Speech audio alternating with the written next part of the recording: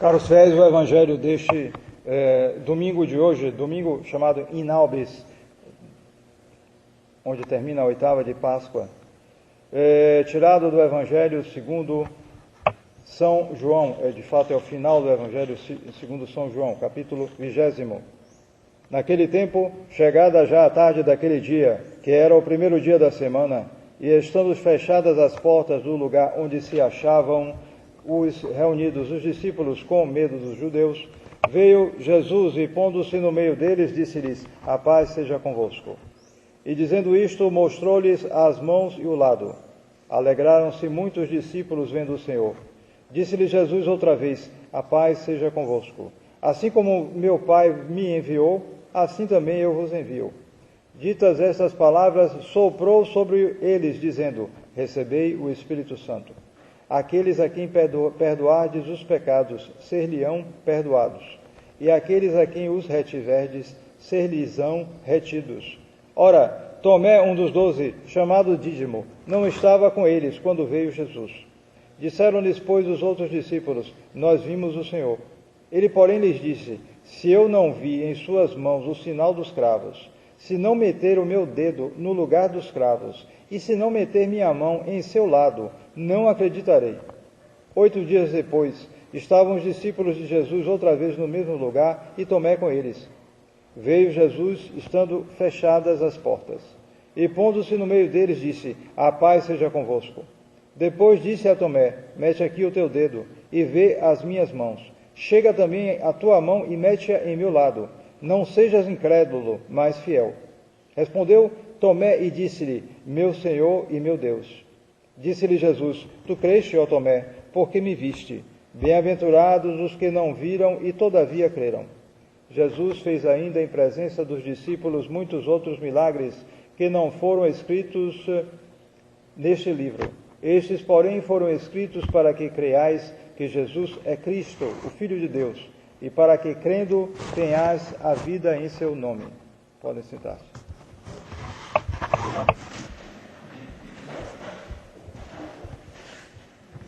Hoje é o primeiro domingo, depois da Páscoa, chamado também domingo Inaubis, ou domingo de Quasimodo, domingo de primeira classe. Amanhã é dia ferial. No dia 13, terça-feira, 13 de abril, é a festa de Santo Hermenegildo, Marte, festa de terceira classe. Na quarta-feira, dia 14, é a festa de São Justino, Marte, com memória dos santos Tibúrcio e companheiros, mártires. Na quinta-feira é ferial.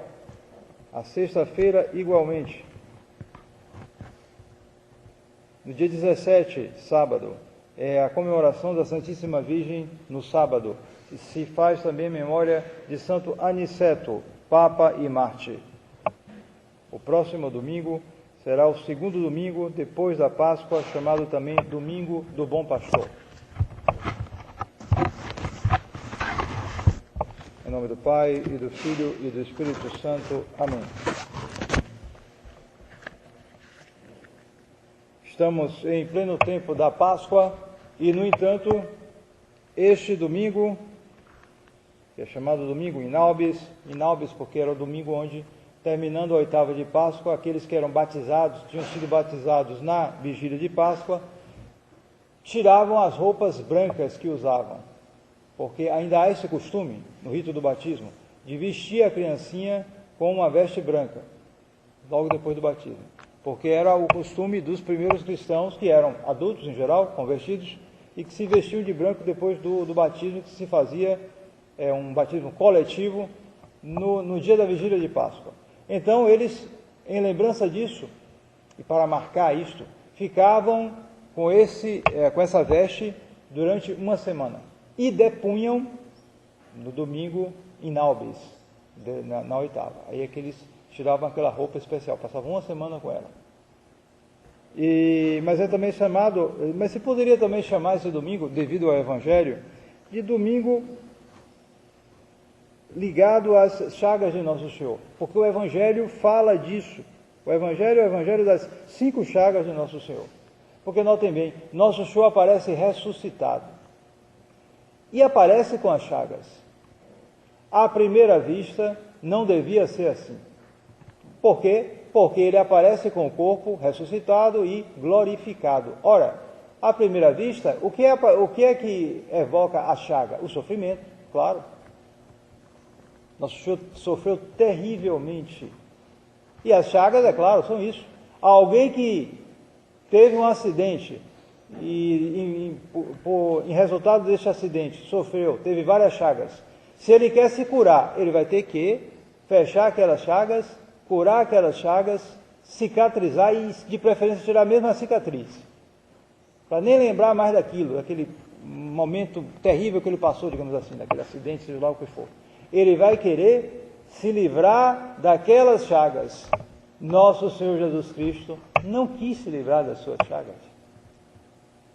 É verdade que ele, digamos assim, as reduziu ao número simbólico, porque Nosso Senhor, como mostra o Santo Sudário, sofreu centenas de chagas. Porque cada um daqueles flagelos, Nosso Senhor primeiro foi barbaramente flagelado.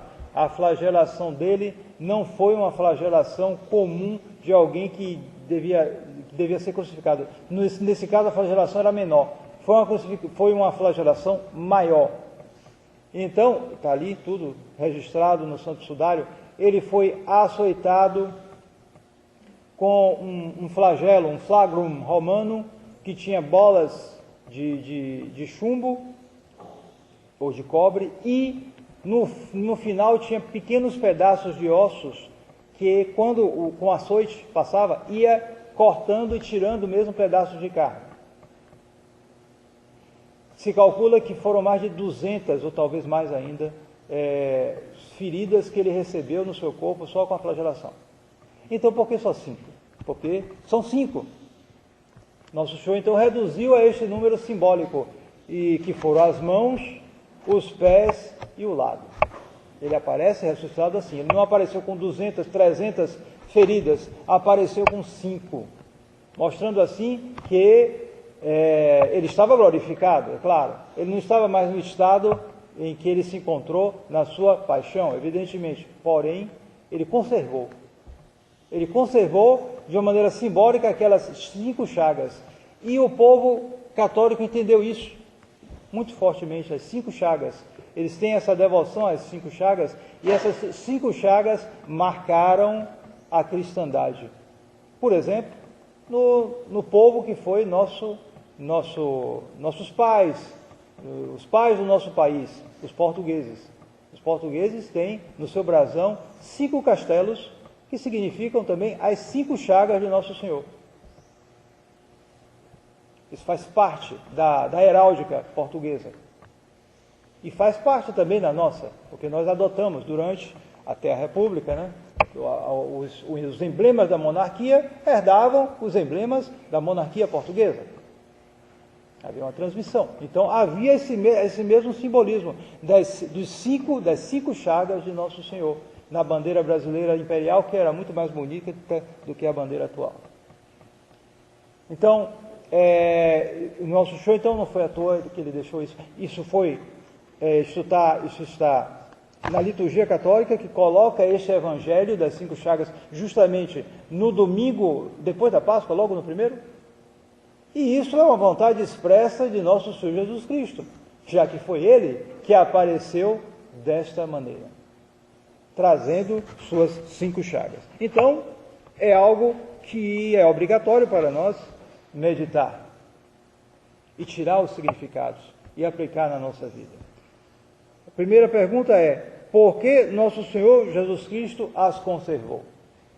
Primeiro, para a sua própria glória. Essas chagas elas são glorificadas, elas são bem diferentes, deviam estar bem diferentes do que estavam quando ele foi crucificado. Também era a marca dos seus combates, guerreiros os guerreiros têm muitas, às vezes tem várias feridas, cicatrizes, eles até gostam de mostrar, às vezes para mostrar, essa aqui foi na batalha que eu tive, e conta aquela história terrível que ele passou, aquele aperto que ele passou e como ele se saiu. Então, nosso Senhor veio desse combate, esse combate que ele não tinha a menor obrigação de enfrentar, mas o fez por nossa salvação. Passou por tudo isso por nossa salvação. E traz assim estas marcas. É o sinal de sua misericórdia. Porque essas chagas, elas falam alto. Elas são como bocas abertas, pedindo misericórdia a Deus. Por quê? Porque se for o homem, se fosse um simples homem, não adiantava. Podia ter sido um homem todo arrebentado, não adiantava nada. Por quê? Porque, independente das feridas, o que interessava era aquele que sofreu as feridas. E aquele era um simples homem, não podia pagar uma dívida a Deus. Mas aqui, este não. Este tem atos que são atos de um homem e atos de um Deus. Este Deus, então, está chagado. Ele tem chagas. Ele sofreu aquilo pela humanidade, por causa dos pecados da humanidade. E então, Deus Pai nos perdoa por causa disto. Então, elas são um sinal da misericórdia de Deus para conosco e a misericórdia de nosso Senhor Jesus Cristo para conosco, que sofreu tudo isso por nós. Além de ser, claro, o troféu da sua vitória, porque foi através delas que nosso Senhor venceu Satanás e apagou os pecados da humanidade. Então, além de ser para a sua própria glória, nosso Senhor conservou as suas chagas também para a nossa vantagem, claro. Primeiro, a glória de Deus. Sendo nosso Senhor Jesus Cristo Deus, a primeira finalidade é a sua glória, claro. Mas depois, a nossa vantagem. Vantagem para nós, porque, como eu disse, essas chagas pedem misericórdia a Deus. Em favor de quem? Em nosso favor. Então, é claro, essa misericórdia é preciosa, porque sem ela nós não podemos nada. Sem ela estamos perdidos, completamente perdidos. O mundo hoje está perdido porque não pede mais misericórdia a Deus. Inventaram uma falsa misericórdia, sancionada até pelas autoridades da igreja, mas que não é verdadeira misericórdia. A misericórdia, quem compreende a misericórdia de Deus, evidentemente ela é incompreensível, mas você compreende na medida em que você compreende o peso do pecado. Ora, a misericórdia hoje parece que apaga a compreensão do pecado, e então ela se torna uma falsa misericórdia. É preciso compreender o peso dos pecados. Quem pede misericórdia a Deus tem necessariamente contrição. Se não tiver contrição, não vai obter misericórdia, porque ele está fechando a porta à misericórdia de Deus. Ele está se achando com direitos. É o mundo de hoje dos direitos humanos. Simplesmente.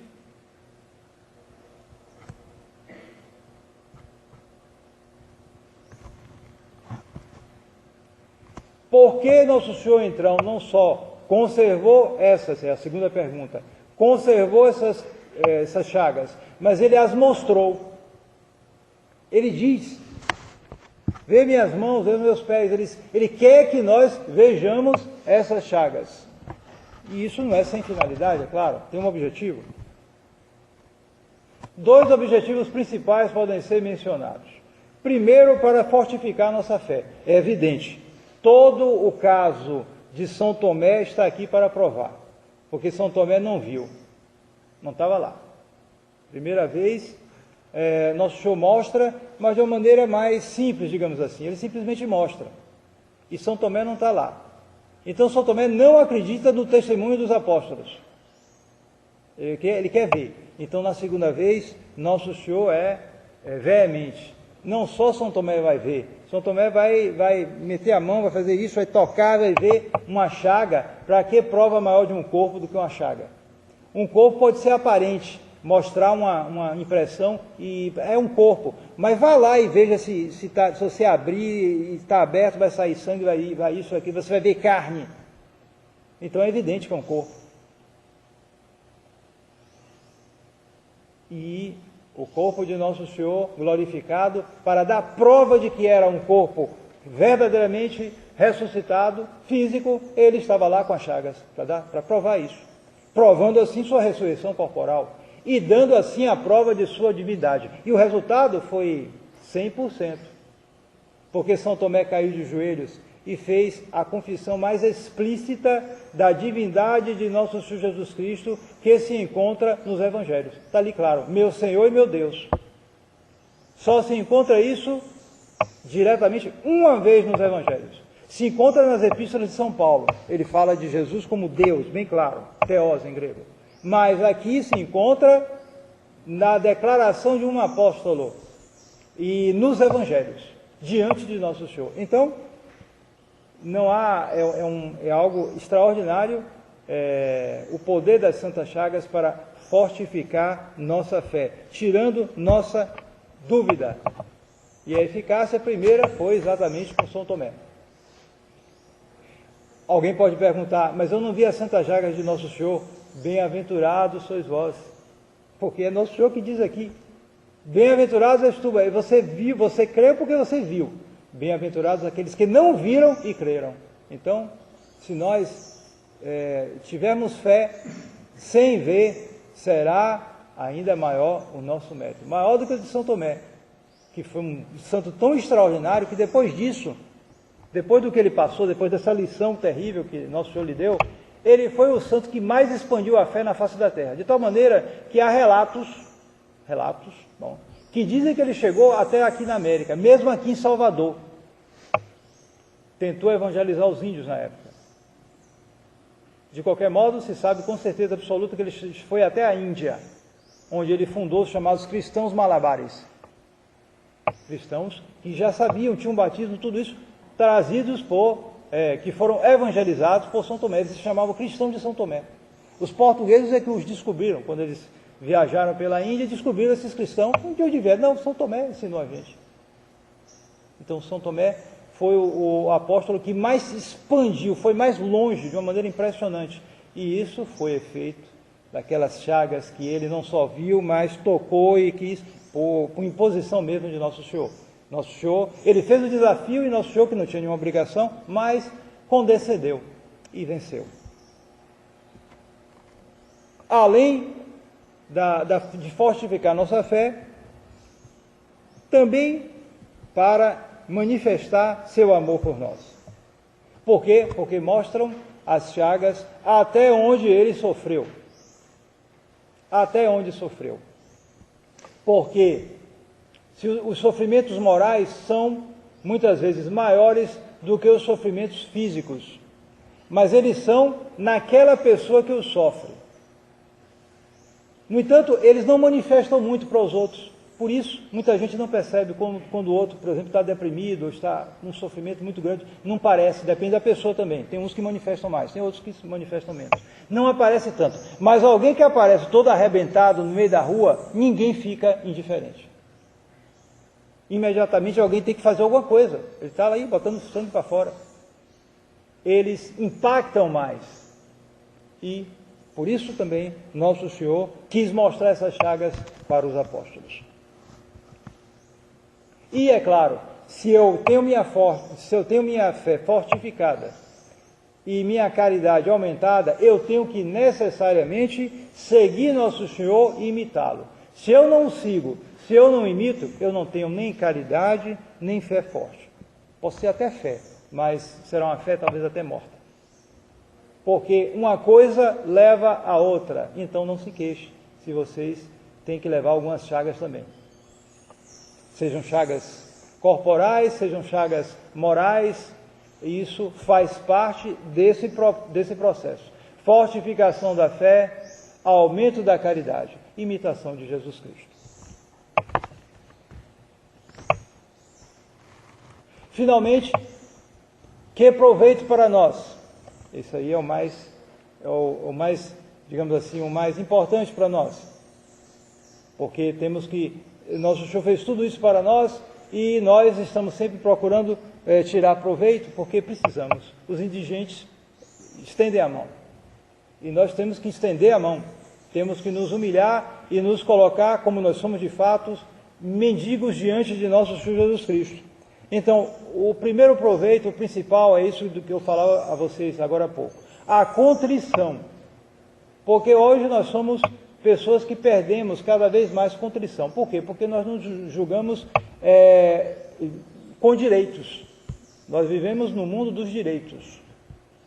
Ninguém fala em deveres humanos. Já viu alguém falar, algum político, sobretudo, falar isso? Não. Ele nunca fala. Ele fala de direitos humanos. Ele pode até descumprir, até não poder mais isso.